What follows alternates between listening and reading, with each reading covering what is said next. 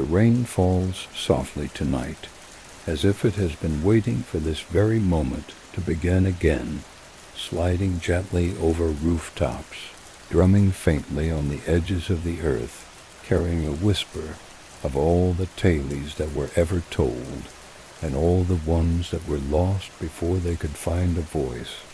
Imagine a village long ago where firelight flickers in small homes, illuminating the faces of people leaning close to one another, their expressions calm, their movements deliberate. Here, storytelling was not a hobby or a passing amusement. It was the lifeblood of memory, the thread that held families, communities, and generations together. And yet, over centuries, much of that art was quietly forgotten, replaced by rules, schedules, and written words that lacked the warmth and pulse of a voice speaking softly across the night. Tonight you are entering that world where stories were living things, and every word, pause, and sigh mattered more than anyone could measure. You do not need to speak or move.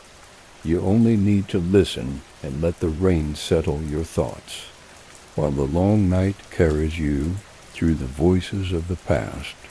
In those ancient times, storytelling was everywhere, not confined to halls or stages, but woven into the smallest moments of daily life. People told stories while they worked, while they ate, while they repaired tools, while they gathered water from the stream or tended to animals under the slow, shifting light of the sun. Every story had a purpose. Some were warnings of what might happen if a rule was broken. Others were gentle instructions about kindness, patience, and awareness. Some preserved history, describing the great floods, the shifting of lands, or the arrival of new neighbors.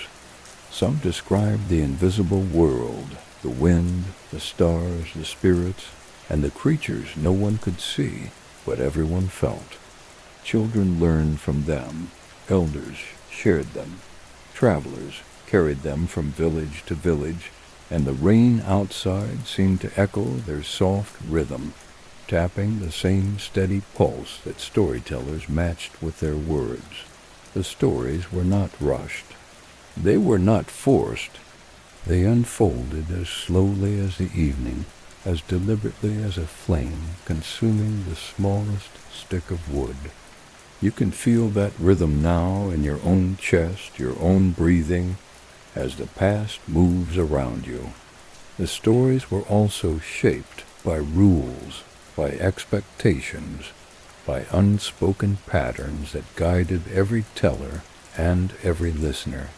One never interrupted a story without reason. One listened not only with ears, but with eyes, with hands, with posture, and with heart. Silence between words was as important as the words themselves. Pauses allowed the listener to imagine, to breathe, to feel the story settling in their mind like rain in soft soil. The cadence, the repetition, the rising and falling of voices, these were all carefully preserved techniques, passed from one storyteller to the next. And in the long hours of listening, people absorbed more than information. They absorbed patience, calm, empathy, and the quiet understanding that life itself had a rhythm, and it was the storyteller who helped you feel it. The rain outside keeps falling, steady and unwavering, reminding you that this is not a hurried journey. There is no rush, only listening, only feeling, only settling into the deep, soft world of stories as it once existed. Some stories were shared to mark time, the changing seasons, the planting and harvesting, the movements of animals and stars, and the passage of life itself. All of these were encoded into tales, songs, and parables. A story told at the wrong time might lose its meaning or power. A story told at the right moment could teach generations without a single written word. And some stories were secret, entrusted only to those who had earned trust. carrying knowledge of medicine, of survival, of community law, or of rituals no one else could witness.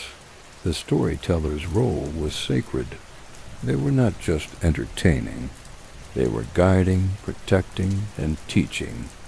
And as you lie here now, listening, you are joining the quiet, endless chain of those who once leaned close to a fire, inhaling the warmth of words as the night deepened around them, feeling the weight of meaning settle into their bones as naturally as sleep itself. Stories also carried emotions, as real and tangible as the firelight flickering against walls. Joy, sorrow, hope, fear, wonder, and quiet reflection all moved through them, touching listeners without ever leaving a mark of hurry or shock. In a world without screens or noise, these stories were the softest yet most powerful currents people could feel. People remembered by feeling first and thinking second, letting the story live inside them, shaping how they saw themselves, their families, and the world. Even mistakes and tragedies were folded into tales with care, teaching lessons without pain, showing the paths of life as winding, delicate and long as the rivers outside. You can feel your own heart slowing, matching that rhythm now, as the rain taps against your window, your skin, your thoughts, blending the past and the present into one continuous, gentle flow. And so the night stretches ahead, endless and protective. The voices of storytellers long gone mingle with the sound of rain, forming a soft bridge between centuries. You are sitting in that space, listening, breathing, absorbing the slow pulse of human life, the cadence of tales that taught, comforted, and guided. This is part one, and it is only the beginning. The stories are long as a night, as long as the world itself. And as you continue to drift deeper into calm, you are ready to hear more. The rain falls steadily, patiently, endlessly, and your mind follows. The rain continues its gentle rhythm, a steady pulse against the rooftops, the soil, the silent streets that stretch beyond the small village of long ago. The world feels suspended, as if the rain itself holds every moment still, letting nothing move too fast. In this quiet, the art of storytelling deepens. It is no longer just words. It is memory, life, and thought entwined. The villagers sit closer to their fires, the glow soft and trembling on their faces, each listener leaning in slightly, letting the storyteller's voice guide them through unseen landscapes, past events, and imagined worlds that feel as real as the warm air around them. In these times, a story was a living companion, not a fleeting distraction. It had weight. It had presence.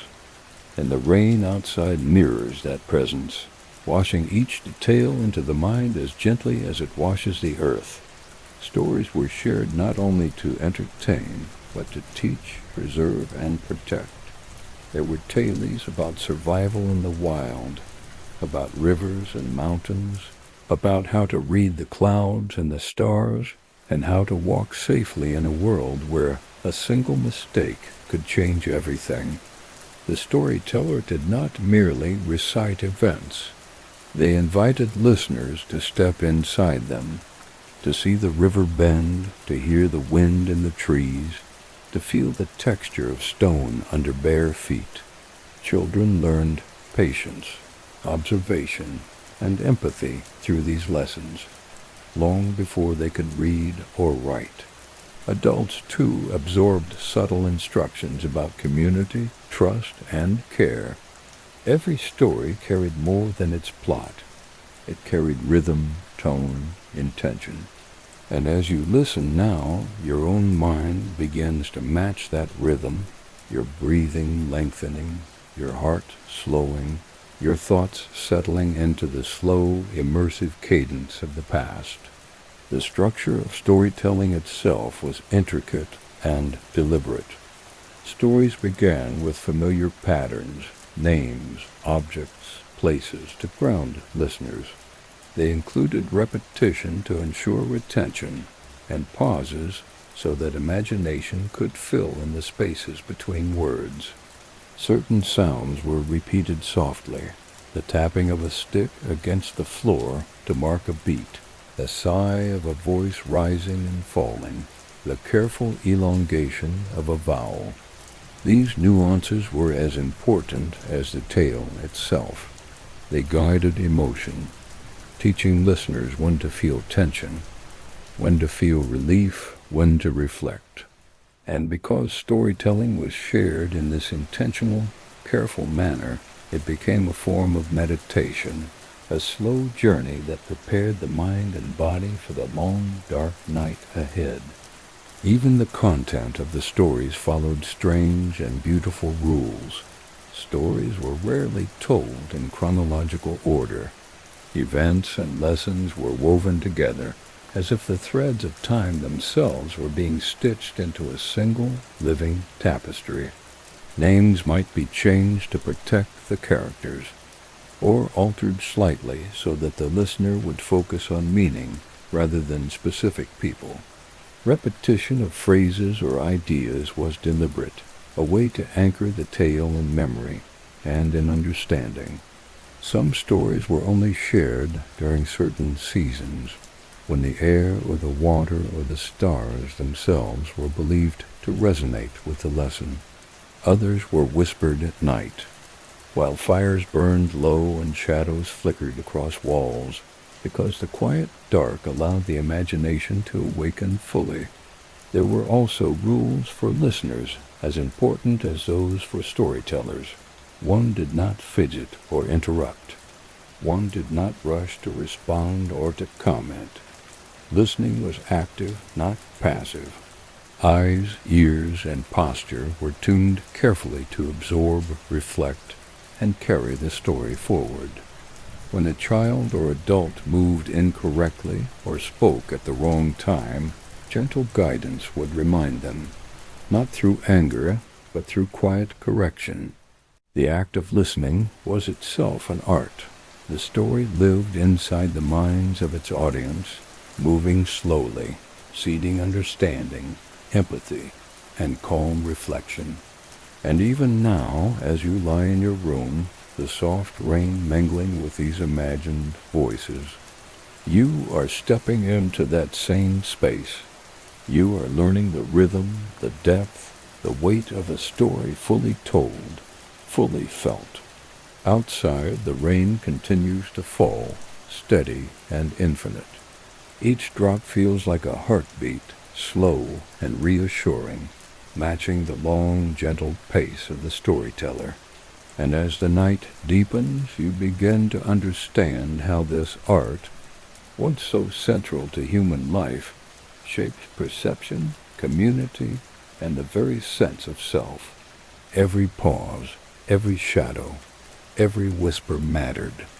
Stories were the bridge between what was known and what could only be imagined.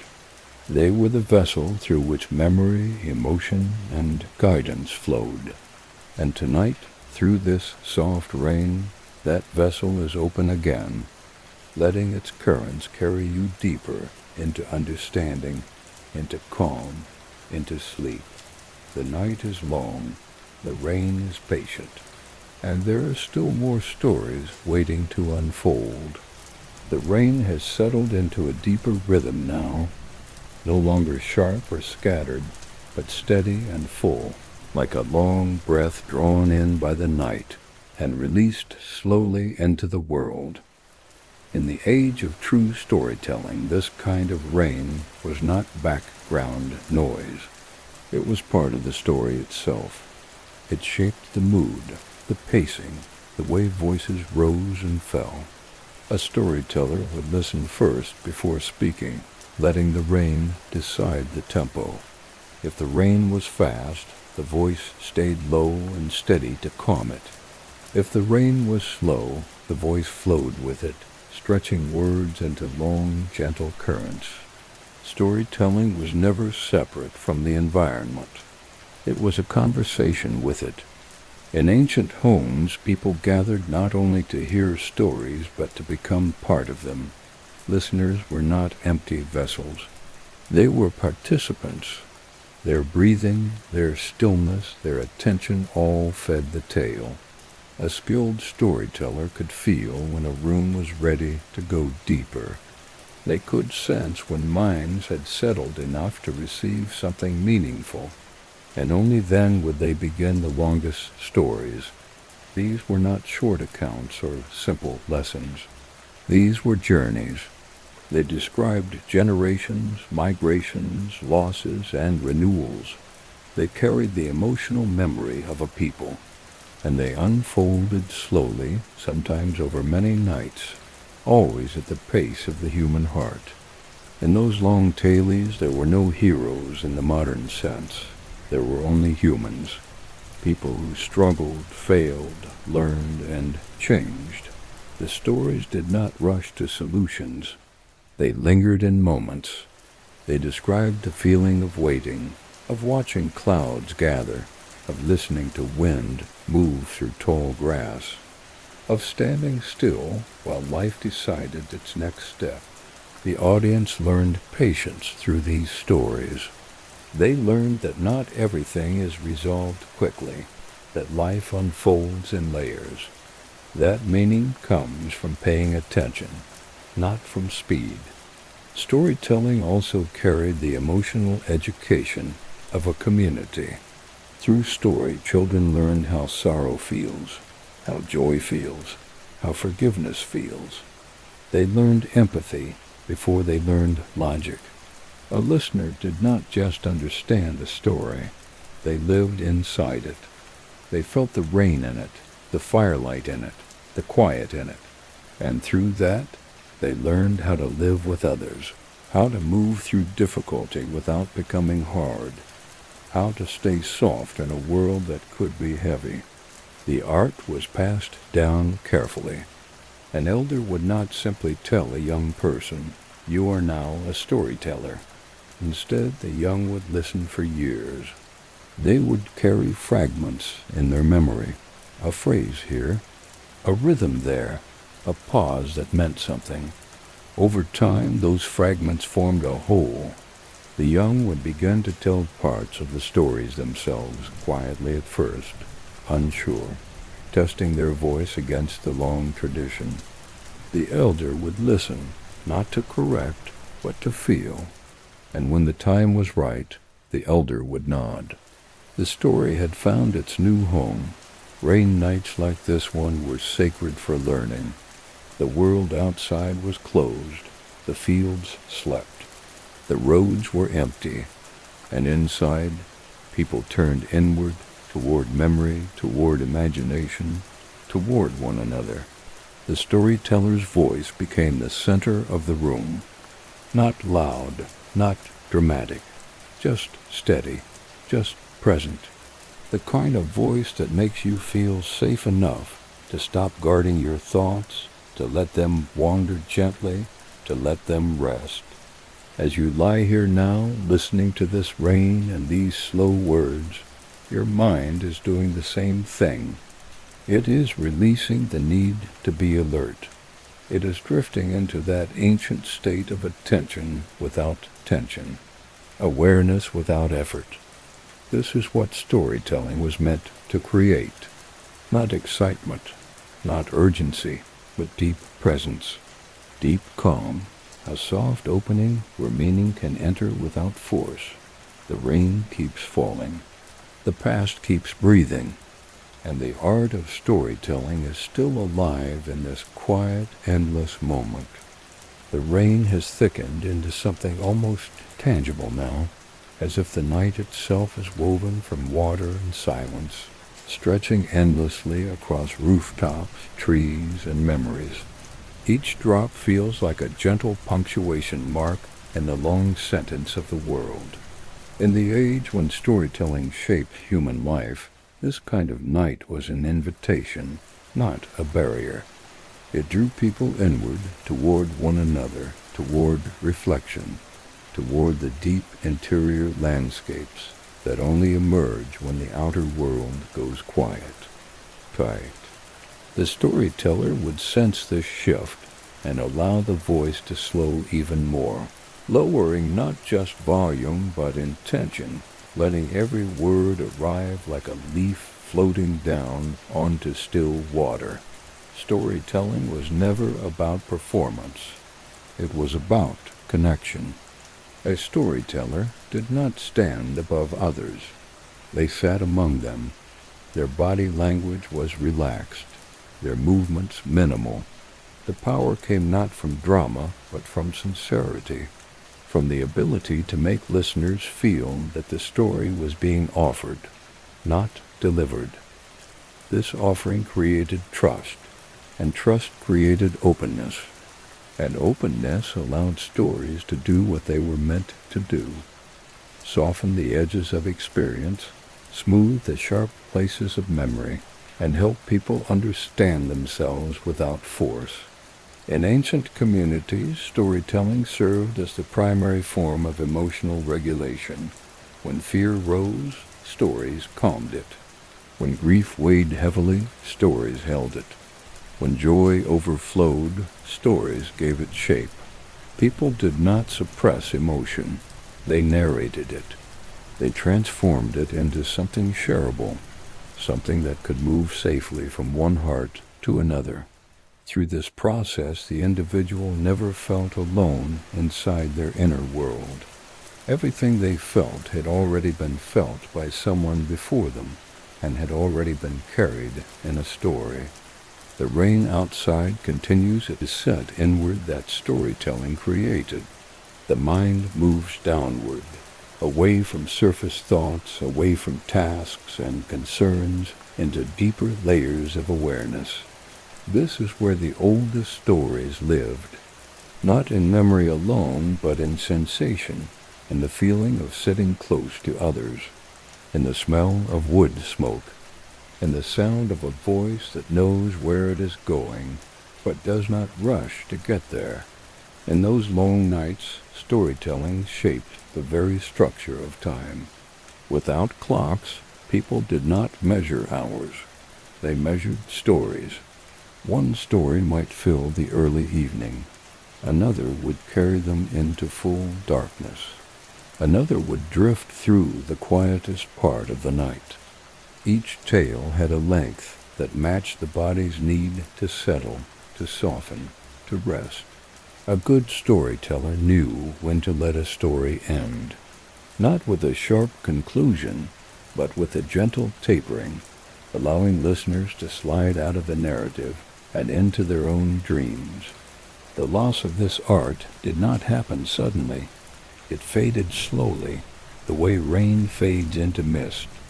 Written language grew. Schedules formed. Time became something counted instead of felt. Stories became shorter, faster, louder. They lost their patience. And with that, people lost one of their deepest tools for understanding themselves and one another. They still told stories, but fewer were told with full attention, full presence, full care. But on nights like this, when rain falls endlessly and the world feels wrapped in quiet, the old art still stirs. It rises in the space between words. It lives in the slow breathing of listeners.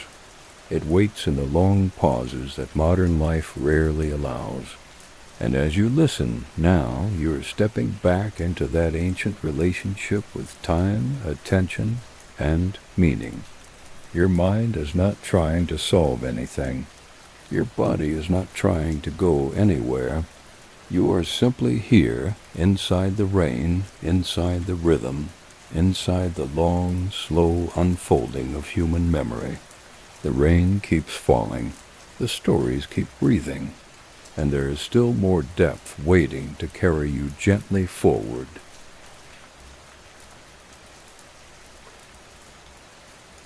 The rain has settled into a quiet, endless presence now, no longer something you notice in pieces, but something you feel as a whole.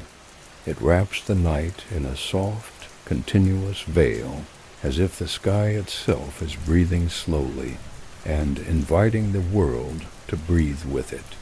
In the time when storytelling shaped daily life, this was the hour when voices grew softer, when words became fewer but heavier with meaning, when even silence felt like part of the tale. The storyteller would sense that the room had crossed a threshold. Eyes were half-lidded, bodies were still, minds were no longer scattered, and only then would the deepest stories be allowed to surface. These final stories of the night were not meant to teach rules or preserve history. They were meant to guide people into rest. They spoke of long journeys that ended gently, of rivers that found the sea without effort, of travelers who set down their burdens and lay beneath open skies. They reminded listeners that nothing had to be solved tonight, that the world would still be there in the morning, that it was safe to let go for a while. The storyteller did not rush to finish. They allowed the ending to arrive the way sleep arrives, slowly, quietly, without a sharp edge. In ancient homes, this moment felt sacred. The fire burned low. The room glowed rather than shone. People stopped shifting their weight. Even children who had fidgeted earlier grew still. The story did not end with a clear line. It faded. The voice softened until it blended with the sound of the rain, until no one could tell where the story stopped and the night began. And in that blending, something remarkable happened.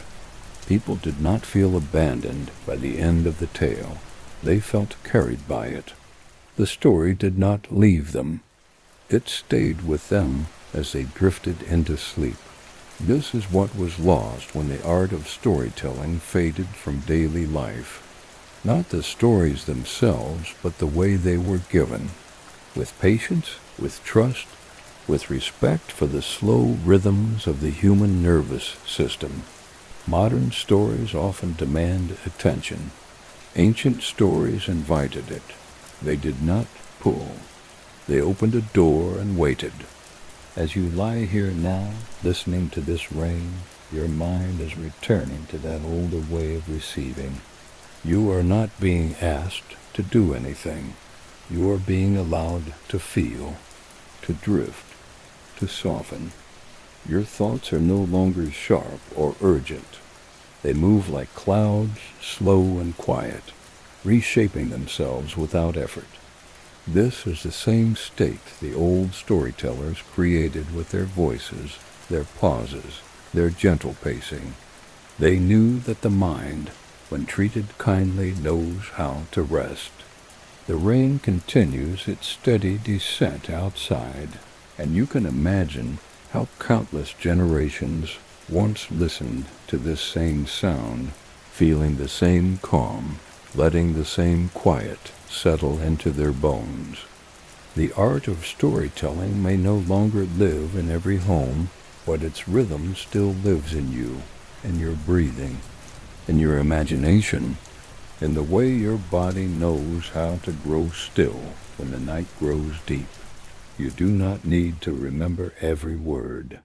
You do not need to hold on to every image. The story has already done its work. It has slowed you.